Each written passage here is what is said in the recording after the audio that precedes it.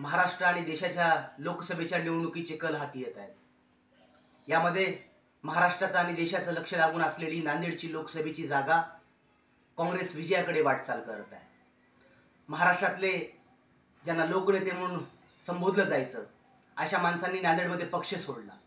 अशाही परिस्थितीमध्ये इथला बहुजन समाज, इथला कष्टकरी समाज, जो वैचारिक बांधव आहे, तो काँग्रेसच्या सोबत असल्याचे या निकालाच्या कलातून स्पष्ट होत आहे। आज महाराष्ट्रामध्ये आणि देशामध्ये परिवर्तनाची लाट नांदेडमधून निर्माण झालेली आहे। काही लोक 400 पारचा नारा देत होते, काही लोक देव आणि धर्माच्या नावावरती मंदिर आणि मस्जिदीचं राजकारण करत होते, भारत आणि पाकिस्तानचं राजकारण करत होते। अशाही परिस्थितीमध्ये एकीकडे शेतकऱ्याच्या हमीभावाचा प्रश्न होता, पेट्रोल डिझेल वाढीच्या महागाईचा प्रश्न होता, शेतकऱ्याच्या आत्महत्येचा प्रश्न होता, महाराष्ट्रातला प्रत्येक समाज रस्त्यावरती होता। एवढी प्रचंड असंतोषाची लाट घेऊन महाविकास आघाडी जनसामान्यांकडे गेली आणि आज हे निवडणुकीचे कल येत असताना नांदेडमध्ये सन्माननीय वसंतरावजी चव्हाण निवडून येत आहे। आज नांदेडची परिस्थिती काय आहे? नांदेडमध्ये वसंतराव चव्हाणांच्या तब्येतीविषयी खालच्या पातळीवरती जाऊन चर्चा करण्यात आली, पण वसंतराव चव्हाण ज्या दिवशी नांदेडच्या निवडणुकीला उभे राहिले त्याच दिवशी ते खऱ्या अर्थाने निवडून आले होते।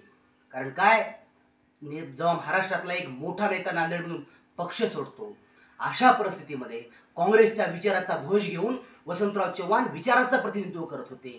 ते केवळ एक व्यक्ती नव्हती, तर तो नांदेडकरांचा विचार होता। आणि नांदेडची जनता हे सुज्ञ मतदार आहेत। हे दिल्ली शोरांनी लक्षात घेतलं पाहिजे की हा बिहार नाहीये, हा महाराष्ट्र आहे।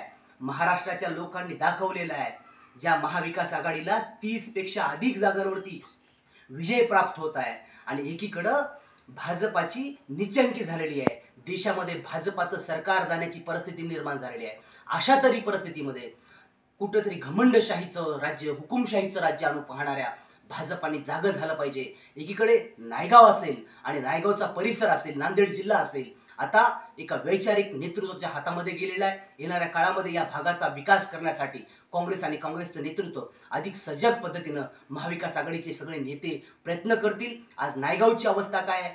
भीषण दुष्काळाच्या कळा सोसत असताना इथले लोकप्रतिनिधी एक दीड महिना लोकांमध्ये नाही आहेत आणि सत्तेचा उन्माद चढलेले भाजपाचे खासदार पाठीमागं गाडी पोलीसची, पुढं गाडी पोलीसची, यामध्येच मग्न झालेले होते।